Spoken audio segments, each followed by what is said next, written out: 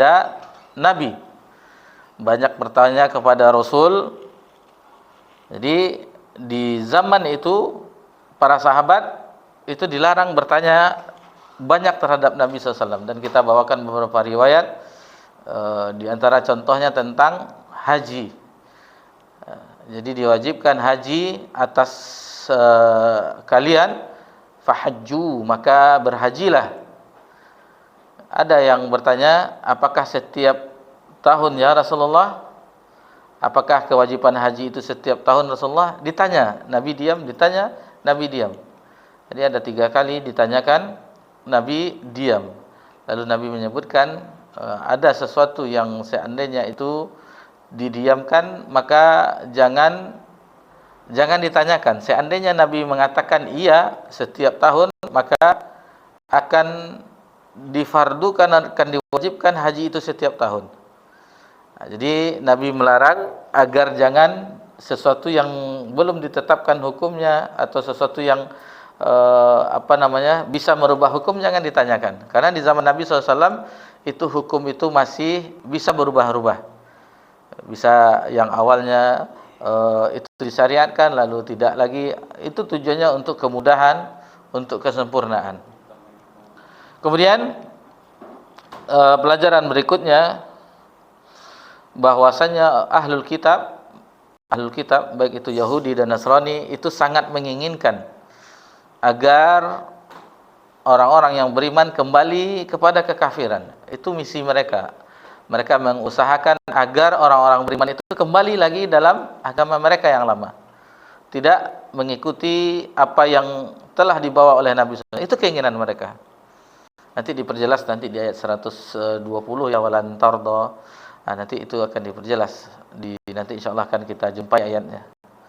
Mereka tidak akan redo sebelum mengikuti milah mereka. Kemudian di antara pelajaran di pekan yang lalu yaitu perintah untuk beribadah.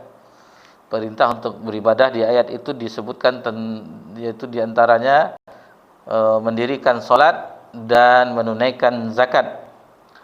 Dan ketahuilah bahwasanya semua amalan, baik itu amalan yang baik dan amalan yang buruk, nanti itu diperlihatkan dan diberikan ganjaran seluruhnya, baik itu kebaikan dan keburukan. Maka hati-hatilah kita bahwasanya Allah semuanya Maha mengetahui dan Maha melihat, dan tidak ada satupun yang tersembunyi bagi Allah Subhanahu wa taala. Itu beberapa intisari dari pelajaran kita di pekan yang lalu. Dan insyaallah di malam ini kita ini insyaallah pembahasan yang ke-34 ya. Sudah 34 kali kita belajar bersama-sama di Lubabut Tafsir min Ibni Katsir. Alhamdulillah, ini nikmat dari Allah Subhanahu wa taala, diberikannya kita kesempatan, dan kita tidak tahu apakah ini sampai kita tamatkan sampai surah An-Nas, Allah taala alam. Cuman kita berupaya semampu kita, sampai kapanpun bisa, selagi Allah izinkan untuk melanjutkan pelajaran ini, insyaallah kita akan belajar bersama-sama, mempelajari kandungan ayat demi ayat di dalam Al-Qur'anul Karim. Baik, kita lanjutkan pelajaran kita, perjalanan kita di Lubabut Tafsir min Ibni Katsir. Insyaallah di malam ini dimulai dari ayat 111 sampai 113. Tafadhal. Iqra. 111 sampai 113.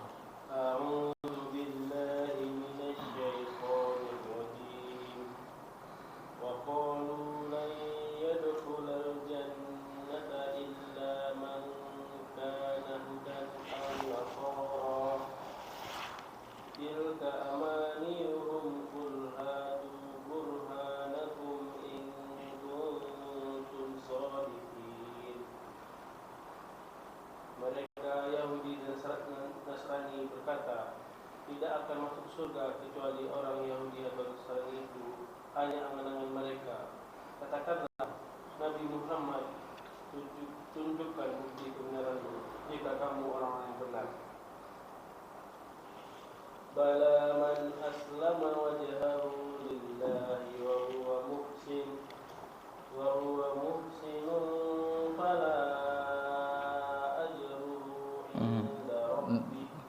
Ayat ulangi.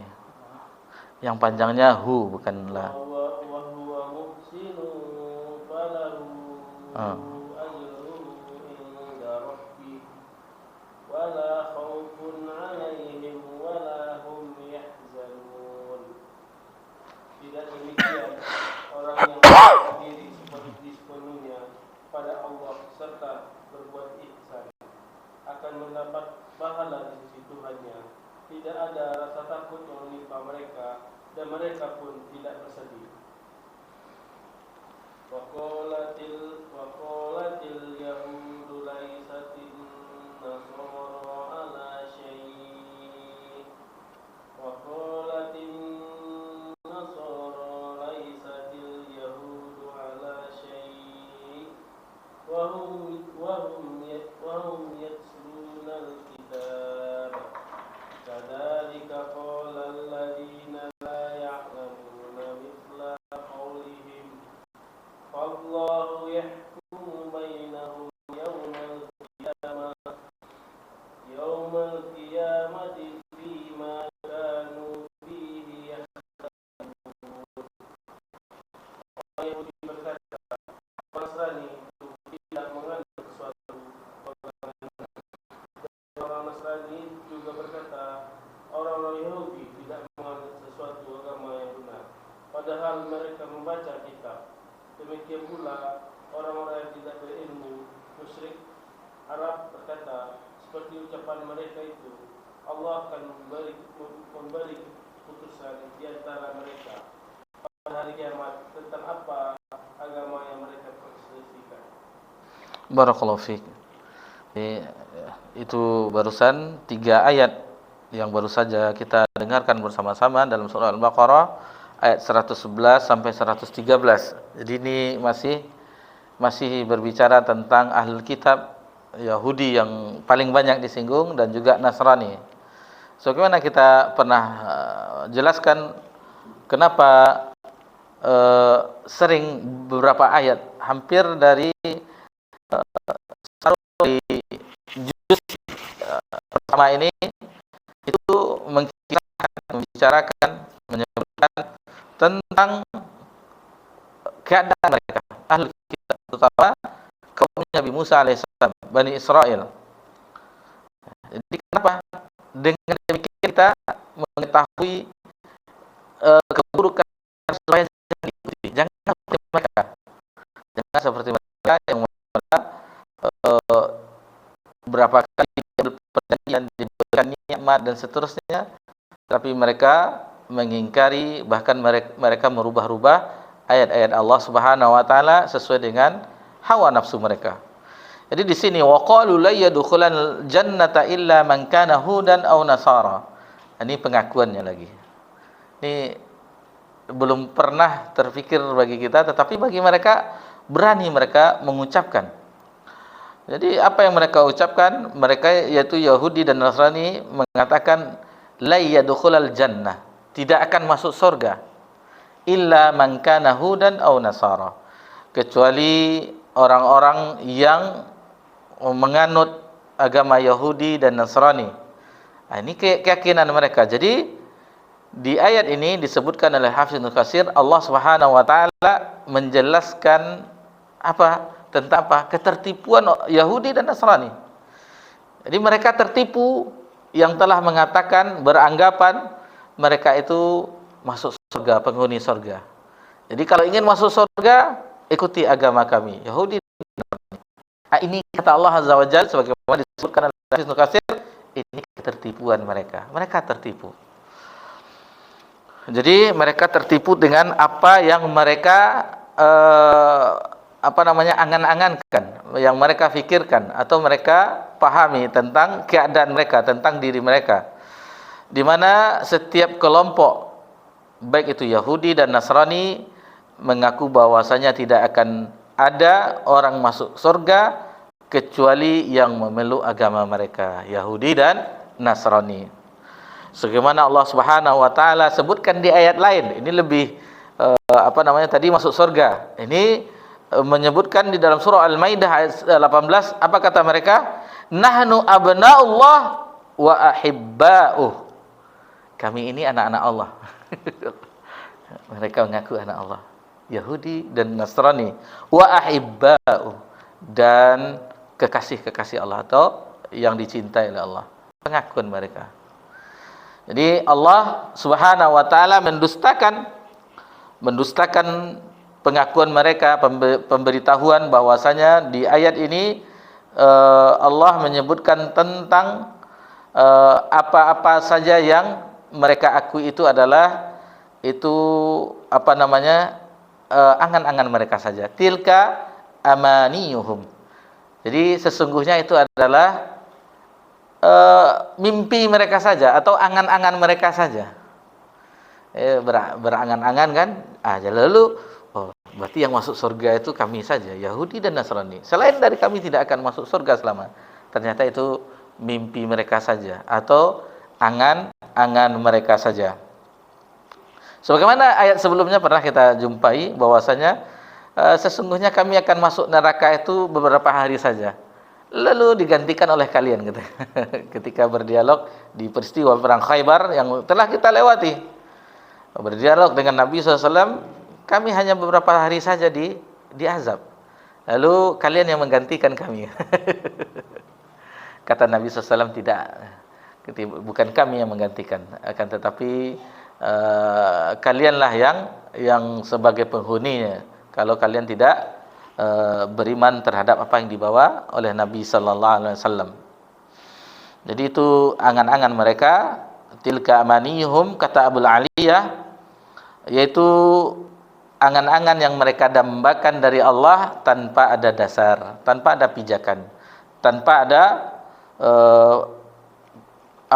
penjelasan, dalil dari Allah Subhanahu wa taala, pemberitahuan dari Allah Subhanahu wa taala. Kemudian selanjutnya Allah Subhanahu wa taala berfirman, "Qul," katakanlah wahai Muhammad, "hatu burhanakum." Kemukakanlah penjelasan kalian, datangkanlah hujjah kalian, burhan, penjelasan kalian. Jadi datangkanlah. Kalau ya demikian, mana buktinya? Bukti, sekarang zaman bukti. Mana buktinya kalian itu sebagai yang akan masuk surga? Kalian mana buktinya? Qul hatu burhanakum, maka datangkanlah, in kuntum shadiqin, jika kamu memang orang-orang yang benar dalam pengakuan tersebut. Mana buktinya? Mana ayat yang menyebutkan bukti bahwasanya yang masuk surga itu Yahudi dan Nasrani? Datangkanlah. Jadi qul hatu burhanakum in kuntum shadiqin.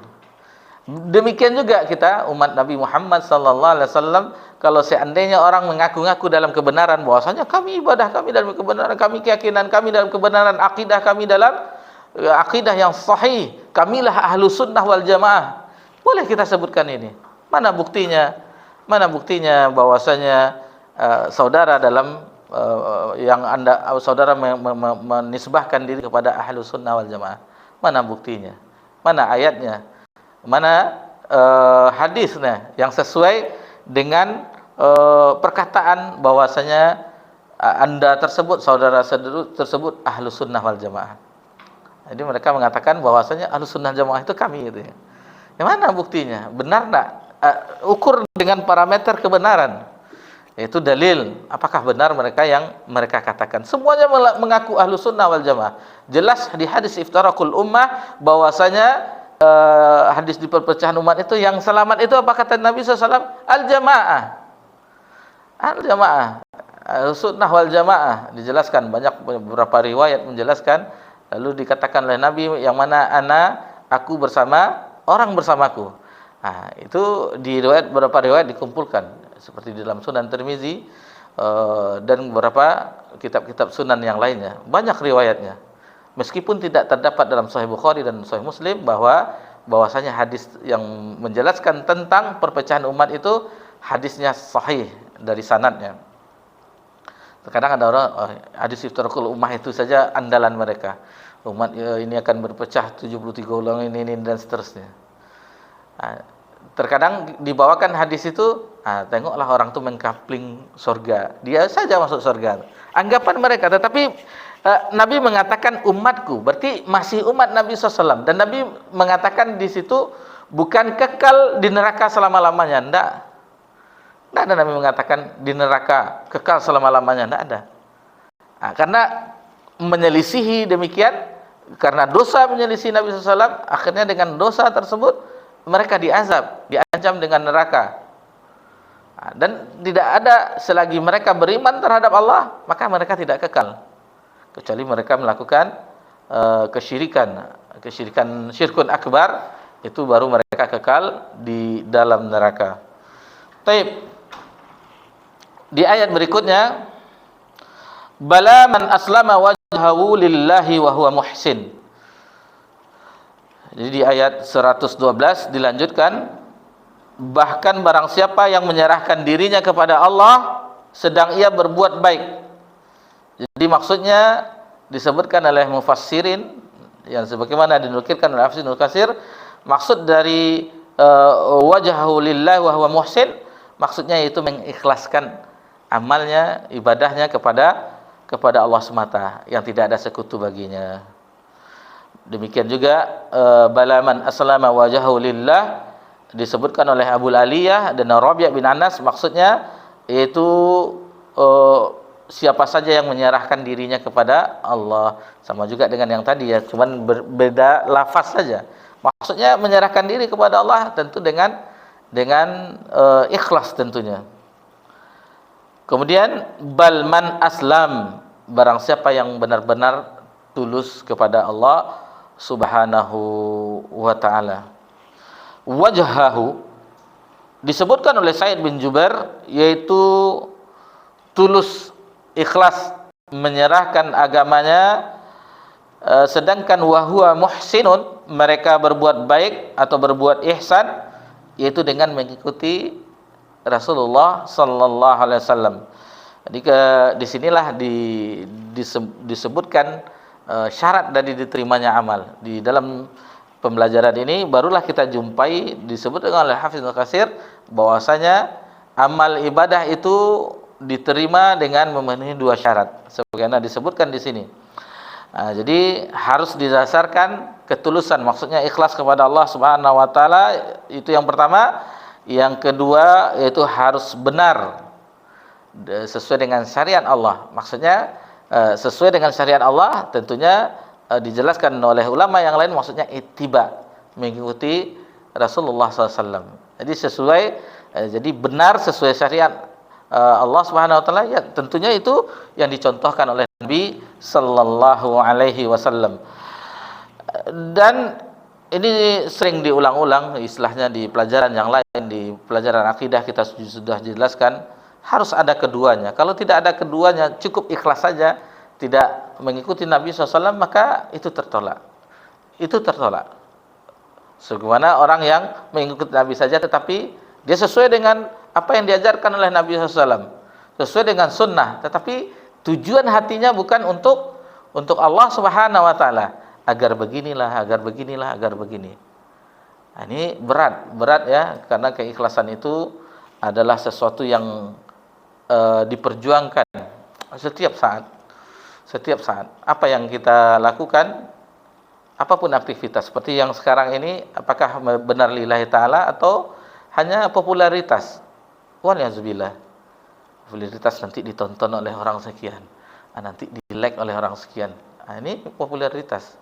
Jadi sangat berat, ikhlas itu sangat berat. Ketulusan untuk ibadah di zaman ini ditambah dengan media itu sangatlah berat, kecuali oleh orang-orang yang dimudahkan atau dirahmati oleh Allah Subhanahu wa taala. Ini jelas. Lalu Al-Hafiz Ibnu Katsir membawakan hadis, ya, kalau ini lafaz dari Imam Muslim. Kalau man amila amalan laisa alaihi amruna fahuwa rad, itu lafaz Imam Muslim. Kalau man ahdatsa, itu lafaz dari Imam Bukhari. Jadi barang siapa yang beramal atau barang siapa yang terhadap agama kami tidak ada perkaranya dari urusan kami, maka itu tertolak. Demikian juga man amila amalan laisa alaihi amruna fahuwa radun, barang siapa yang beramal tidak sesuai dengan urusan kami atau tidak sejalan dengan apa yang kami perintahkan, maka itu tertolak. Ini jelas ya, hadisnya sahih. Di matan hadis Arba'in An-Nawawiyah itu hadis keberapa? Fikri? Fikri dah ditinggalkannya kita. Hadis berapa Fikri? berapa kali hadis ya. Hadis umum ini hadis kelima, hadis kelima di matan Arba'in Nawawiyah, hadis tentang bid'ah ya. Ini hadis tentang bid'ah. Lalu kata Hafiz Ibnu Katsir menyebutkan tentang perbuatan pendeta ahli ibadah yang semisalnya, meskipun mereka itu ikhlas ya, tulus hati mereka untuk Allah Subhanahu wa taala, tetapi itu tidak sesuai dengan apa yang dituntun dari ajaran Rasulullah SAW, maka itu tertolak. Itu tertolak. Allah Subhanahu wa taala menyebutkan dalam surah Al-Furqan ayat 23, wa qadimna ila ma 'amilu min 'amalin faja'alnahu haba'an mansura. Dan kami hadapi segala amal yang mereka kerjakan itu, lalu kami jadikan amalan itu bagai apa? Haba'an mansura, bagai debu yang berterbangan. Tidak ada apanya. Kalau kita lihat di awal-awal surah apa ya, Al-Ghasyiyah, hal ataka haditsul ghasyiyah wujuhu yauman khasyah 'amilatun nasibah taslanan. Itu bayangkan orang yang sudah bercapek-capek beribadah. Ibadah itu capek, menggunakan fisik kita, tenaga kita, berletih-letih. Tetapi bukan balasan pahala yang didapat, tetapi diazab. Ini yang tidak sesuai dengan contoh Nabi SAW. Dia beribadah tetapi bukan ganjaran pahala, tetapi mendapatkan azab. Masyhur ya, kalau kita tentang mengikuti sunnah Nabi SAW, di zaman tabi'in, di zaman Sa'id bin Musayyab, beliau adalah generasi tabi'in penghulu dari sisi ilmu. Dari sisi ilmu beliau penghulu. Sa'id bin Musayyab mantu dari Abu Hurairah radhiyallahu anhu.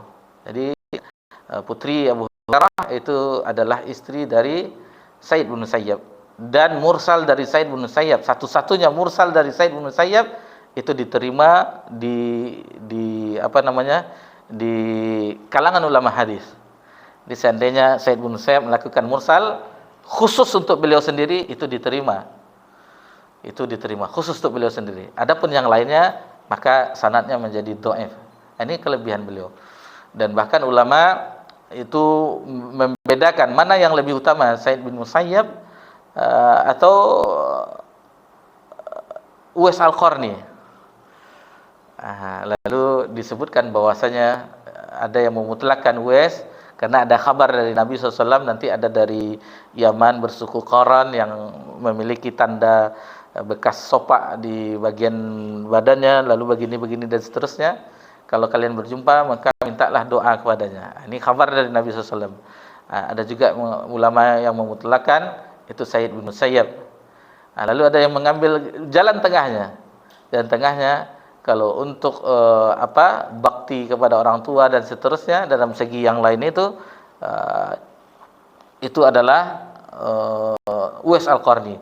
Adapun untuk dari disiplin ilmu, maka itu adalah Sa'id bin Musayyab. Wallahu ta'ala. Jadi ini tentang ulama-ulama terdahulu ya dari generasi tabi'in. Lalu kita kembali ke sini, apa yang disebutkan oleh Hafiz Ibnu Katsir tentang perkataan Sa'id bin Musayyab. Bukan di sini. Ini tadi dari ingatan. Yang mana orang salat sunat sebelum subuh itu melebihi 2 rakaat. Jadi salat lagi.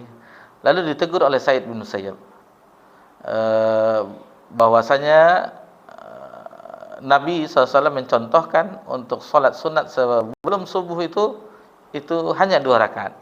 Sementara dia mengulang-ulang terus kan, mengulang-ulang terus. Itu kejadiannya ini di Masjid Nabawi. Lalu kata orang tersebut, apakah Allah akan mengazabku ketika aku beribadah kepadanya? Mana mungkin Allah mengazab? Aku salat kepada Allah, untuk Allah Subhanahu wa taala. Ini kecerdasan Sa'id bin Musayyab. Kata beliau rahimahullah taala, Allah tidak mengazabmu karena engkau ibadah kepadanya, tetapi Allah mengazabmu karena menyelisihi nabinya, menyelisihi Nabi Muhammad sallallahu alaihi wasallam. Taib.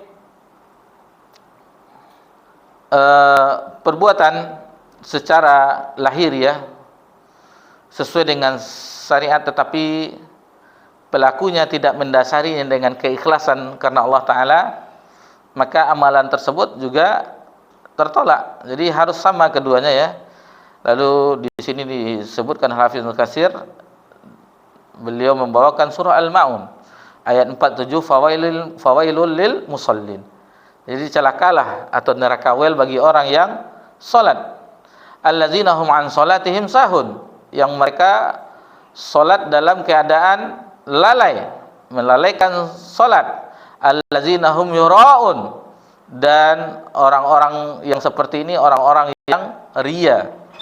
Wa yamnaunal maun, dan dengan barang-barang yang tidak berguna mereka enggan menolong. Seperti maksudnya tidak berguna yang tidak, al-maun itu bukan tidak berguna, dia berguna tetapi nilainya sangatlah kecil, tidak terlalu mahal ya, bisa dibeli oleh setiap orang. Misalnya jarum jahit ya, jarum jahit tangan atau setrika dipinjam sama orang, tidak mau kita meminjamkan. Ini khawatir nanti diancam di wayam naunal maun, tidak mau meminjamkan barang-barang yang kalau dari definisinya al-maun barang-barang tidak berguna. Dia berguna kan setrika berguna untuk, maksudnya tidak terlalu mahal lah harganya tuh. Jarum jahit berapalah satu apa itu kan ada per paket itu beli ya. Ada jarum jahit kata orang misalnya, ada tetangga misalnya atau yang minta, tidak ada jarum jahit, bukan tidak ada tapi kita tidak mau meminjamkan. Ini diancam dengan ayat ini. Kemudian dalam surah Al-Kahfi, faman kana yarju liqa'a rabbih falyamal amalan shalihan wa la yusyrik bi ibadatihi rabbih ahada. Jadi barang siapa yang berharap berjumpa dengan Rabbnya, tentunya di akhirat, liqa'i rabbih, yarju liqa'i rabbih falyamal amalan shalihan. Fa amal saleh itu adalah sesuai dengan tuntutan Nabi SAW, maksudnya tuntunan ya, bukan tuntutan. Tuntunan Nabi SAW, wala yusyrik bi ibadatihi rabbih ahada. Diambil dari situ bahwasanya harus ikhlas. Harus ikhlas hanya untuk Allah Subhanahu wa taala semata. Begitu juga Fudail bin Iyad Abu Ali ketika menjelaskan dalam surah Al-Mulk ayat yang kedua, allazi khalaqal mauta wal hayata liyabluwakum ayyukum ahsanu amala, itu disebutkan bahwasanya ahsanu amala, yang paling baik amalannya. Kata beliau, yang paling baik amalan yang sesuai itu adalah ikhlas, yang paling ikhlas, wal aswab, dan yang paling benar. Jadi yang paling ikhlas dan yang paling benar. Yang paling ikhlas untuk Allah Subhanahu wa taala, yang paling benar yaitu yang sesuai dengan tuntunan Nabi sallallahu alaihi wasallam. Taib. Adapun di dalam surah Al-Baqarah yang sedang kita pelajari, bala man aslama wajhahu lillahi wa huwa muhsin. Tidaklah demikian, bahkan barang siapa yang menyerahkan dirinya kepada Allah sedang ia berbuat ihsan, berbuat kebaikan, falahu ajru inda rabbih wala khaufun alaihim wala hum yahzanun, maka baginya pahala pada sisi Rabbnya dan tidak ada kekhawatiran. Wala khaufun, tidak ada kekhawatiran, alaihim baginya, wala hum yahzanun, dan tidak pula mereka bersedih hati. Ini orang-orang yang berbuat kebaikan, yang beramal soleh, tidak ada khawatir, tidak ada kesedihan, karena ibadah itu akan mengantarkan kepada kebahagiaan, lapangnya hati. Contoh dengan berzikir, ala bizikrillah tatma'innul qulub. Dengan mengingat Allah hati itu menjadi tentram. Apalagi menikah. Menikah itu membuat hati tentram. Kena pula operan bola nih. Disebutkan dalam surah Ar-Rum, jelas. Wa min ayatihi khalaqakum min anfusikum azwaja. Bayangkan, litaskunu ilaiha. Tenang hati itu dengan pasangan. Kalau belum nikah nak tenang hati itu. Ini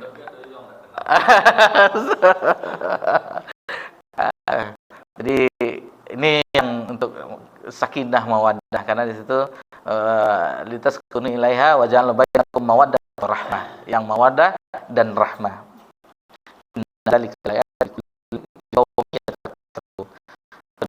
Bayangkan, kita lihat tafsirnya, ini terkenang ya tafsirnya karena pada membacanya. Salah satu bayangkan ciptaan Allah dari jenis pasangan, dari jenisnya sendiri, manusia juga, bukan dari jin, bukan dari yang lainnya, hewan, manusia juga. Lalu disuruhnya kita berpikir oleh Hafidz Ibnu Katsir, coba bayangkan di dunia ini laki-laki saja semuanya, atau wanita saja semuanya, tidak ada pasangan. Jadi laki-laki saja, wanita saja, tidak ada boti, ya, boti tidak ada.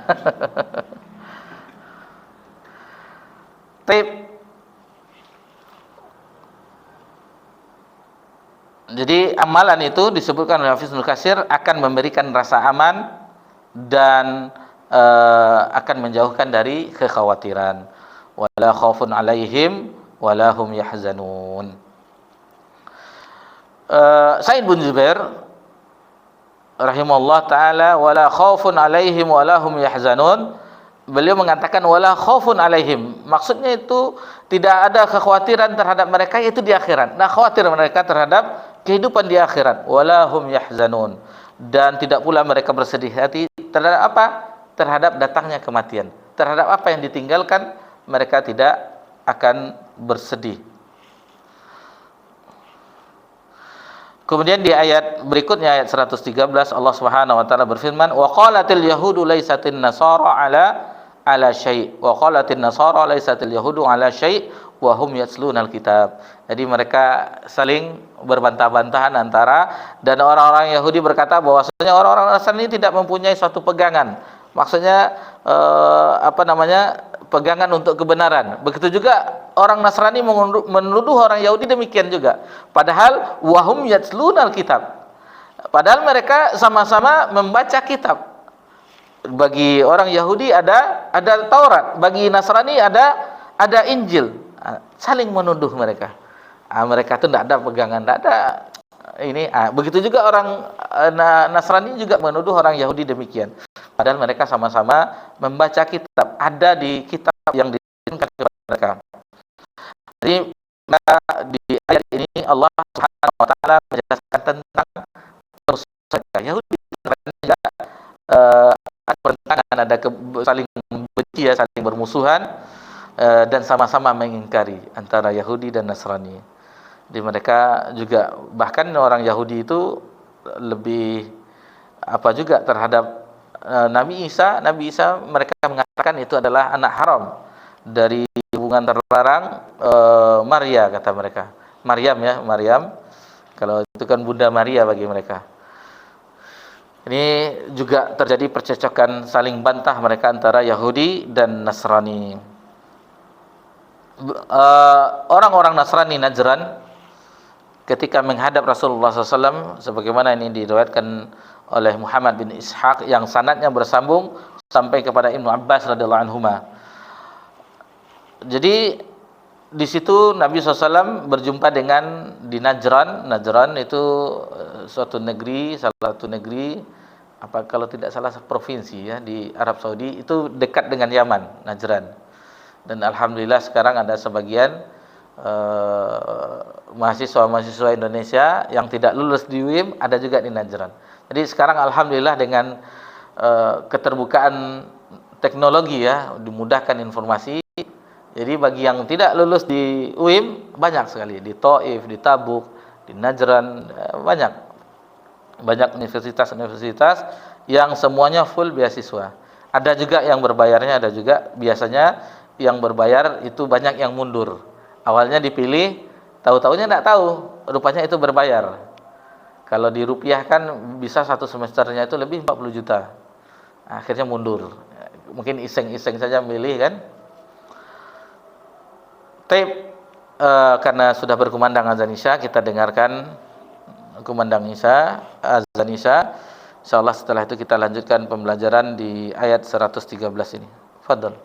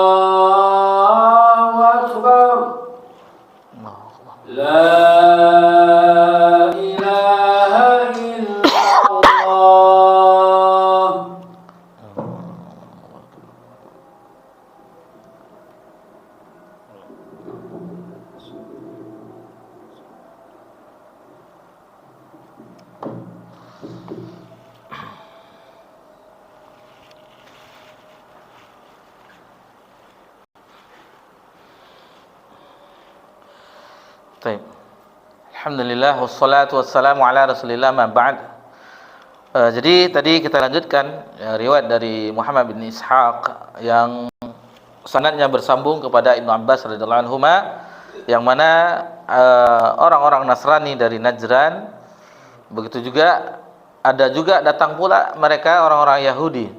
Di antara orang Nasrani dan orang Yahudi itu berjumpa dengan Nabi SAW. Lalu Rafi' bin Harmalah. Jadi Rafi' bin Harmalah, beliau adalah seorang pendeta Yahudi, yang mana mereka mengatakan, Rafi' bin Harmalah menyebutkan, kalian tidak memiliki pegangan apapun dan mengingkari Isa dan Injil.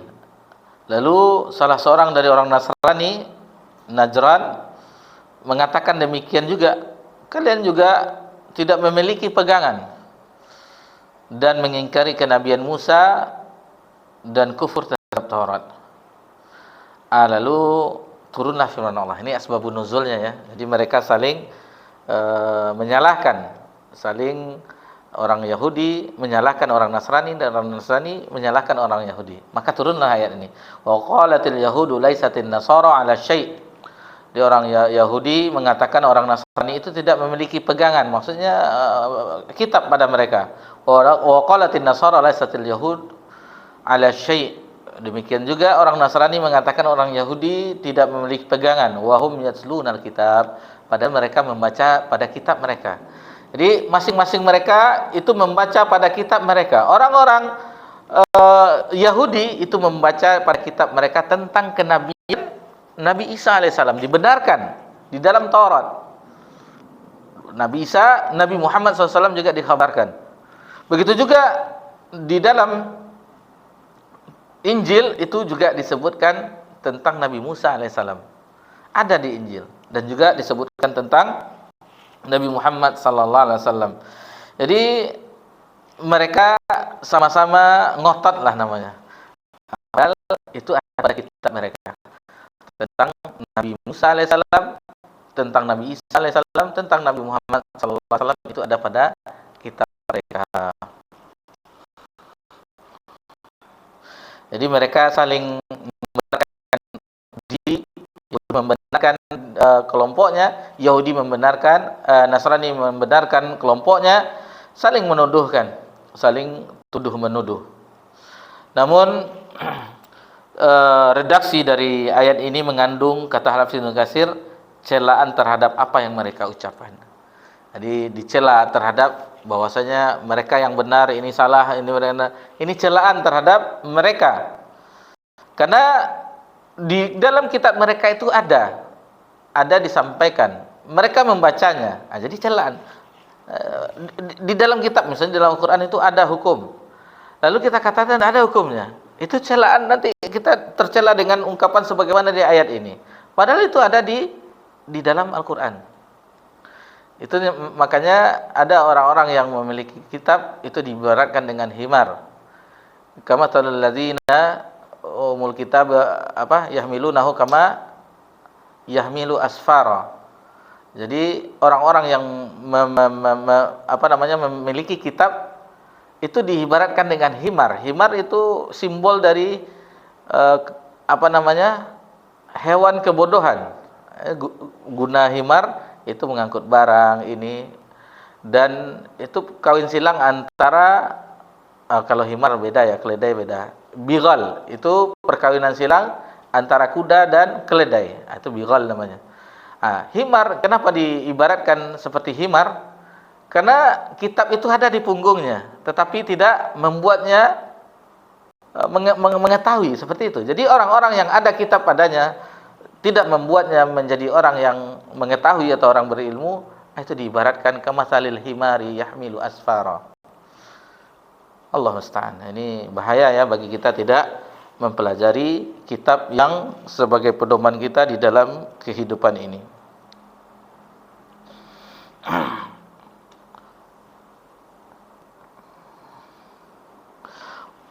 Wahum yatslunal kitab, padahal mereka sama-sama membaca kitab. Jadi maksud dari ayat ini yaitu mereka mengetahui itu ada di Taurat dan di Injil. Jadi di kedua kitab yang ada pada mereka itu ada, tetapi mereka saling membangkang, saling mengingkari dan menghadapkan suatu kebatilan dengan kebatilan yang lainnya. Wallahu alam, sebagaimana disebutkan oleh Hafiz Ibnu Katsir. Kadzalika qala alladzina la ya'lamuna misla qaulihim. Demikian pula orang-orang yang tidak mengetahui mengatakan seperti ucapan mereka itu. Jadi orang Arab yang jahil, yang tidak mengetahui, mengatakan sebagaimana apa yang dikatakan oleh orang-orang Yahudi dan Nasrani. Jadi saling melempar ucapan. Para ulama berbeda pendapat mengenai siapa yang dimaksudkan alladzina la ya'lamun, orang-orang yang tidak mengetahui. Ada yang mengatakan itu adalah orang-orang Yahudi, ada yang mengatakan itu orang-orang Nasrani. Adapun sebagian As-Suddi itu mengatakan adalah orang-orang Arab yang mengatakan orang Arab yang turun kepada mereka kitab Allah, diutus pada mereka Nabi Muhammad SAW, bahwasanya mereka mengatakan Nabi Muhammad itu tidak ada pedoman baginya, tidak ada pegangan baginya. Sebagaimana saling tuduh menuduhnya orang Yahudi dan Nasrani. Jadi orang-orang la ya'lamun di situ maksudnya orang-orang Arab yang kitab turun pada mereka dan diutus Nabi pada mereka, Nabi Muhammad SAW, tetapi mereka juga mengucapkan apa yang diucapkan oleh Yahudi Nasrani, bahwasanya Nabi Muhammad SAW tidak memiliki pedoman atau tidak memiliki pegangan. Padahal Al-Quran diturunkan kepada Nabi Muhammad SAW. Kemudian Ibnu Jarir At-Tabari itu berpendapat ini bersifat umum bagi semua umat manusia. Ini bersifat umum, bahwasanya hal tersebut dan bahwasanya makna untuk semua pendapat di atas adalah lebih tepat. Jadi meskipun ada yang mengatakan itu Yahudi, itu Nasrani, yang la ya'lamun tadi, yang tidak mengetahui, bisa juga itu semuanya, baik orang Arab atau orang-orang di zaman ini yang sebenarnya mereka menuduhkan terhadap orang yang berusaha berpegang dengan dalil, lalu dituduh mereka itu orang ini itu enak-enak mereka saja misalnya, itu sama juga apa yang telah dilakukan oleh orang Yahudi dan Nasrani, saling menuduh. Itu anggapan mereka saja. Padahal alhamdulillah orang-orang yang mempelajari agama Allah dengan mengikuti manhaj salaf itu jelas ciri mereka yaitu berpegang dengan Al-Quran dan Sunnah ala fahmi salaf. Lalu dituduhkan oleh orang, akhirnya mereka tidak ada dasar katanya. Sebagaimana tuduhan orang Yahudi dan Nasrani. Wallahu alam, ini tambahan dari kita ya. Karena kata Ibnu Jarir At-Tabari itu bersifat umum terhadap semua umat manusia. Wallahu alam. Kemudian fallahu yahkumu bainahum yaumal qiyamah fima kanu fihi yakhtalifun. Jadi di ayat 113 ini diakhiri dengan fallahu yahkumu bainahum yaumal qiyamah fima kanu fihi yakhtalifun. Maka Allah akan menghukumi mereka, mengadili di antara mereka pada hari kiamat tentang apa? Kanu fihi yakhtalifun, tentang apa yang mereka perselisihkan, nanti dihukumi di hari kiamat oleh Allah Subhanahu wa taala, akan diadili oleh Allah Subhanahu wa taala. Artinya, kata Hafiz Ibnu Katsir, Allah mengumpulkan mereka pada hari kiamat kelak serta memutuskan hukum di antara mereka melalui keputusan Allah Subhanahu wa taala yang Maha Adil, dan tidak ada kezaliman dan mereka tidak dizalimi sedikit pun. Nanti perkara tersebut akan dihukumi oleh Allah, akan diadili oleh Allah Subhanahu wa taala terhadap apa yang dipertentangkan. Sebagaimana umat Nabi SAW yang saling bertentangan, yang ini mengatakan mereka lah Ahlussunnah wal Jamaah, yang ini mengatakan mereka Ahlussunnah wal Jamaah, nanti keputusan akhirnya itu di akhirat. Siapa yang benar-benar mengikuti Nabi Muhammad sallallahu alaihi wasallam? Apakah hanya tilka amaniyuhum, sebagaimana angan-angan dari orang Yahudi, angan-angan saja, kami cinta Nabi, kami ikuti Nabi, tapi angan-angan saja, tidak ada realisasinya dalam tindakan. Ini akan diputuskan semuanya di hari kiamat kelak. Ini yang membuat kita takut apabila mengingatkan kita tentang hari kiamat, dan inilah kita saling mengingatkan bahwasanya kita tidak selamanya hidup di permukaan bumi ini, maka berhati-hatilah kita dalam menjalaninya agar kita selamat di kehidupan akhirat nanti. Demikianlah yang bisa kita pelajari ayat 111 sampai ayat 113. Alhamdulillah, ini merupakan nikmat dari Allah Subhanahu wa taala, kita bisa mengetahui kandungan yang sebagaimana dijelaskan oleh para ulama tafsir tentang firman Allah Subhanahu wa taala. Wa sallallahu alaihi wasallam wa baraka an'am ala nabiyyina Muhammad sallallahu alaihi wasallam wa ala alihi washabbihi ajmain walhamdulillahirabbil alamin. Wassalamualaikum warahmatullahi wabarakatuh.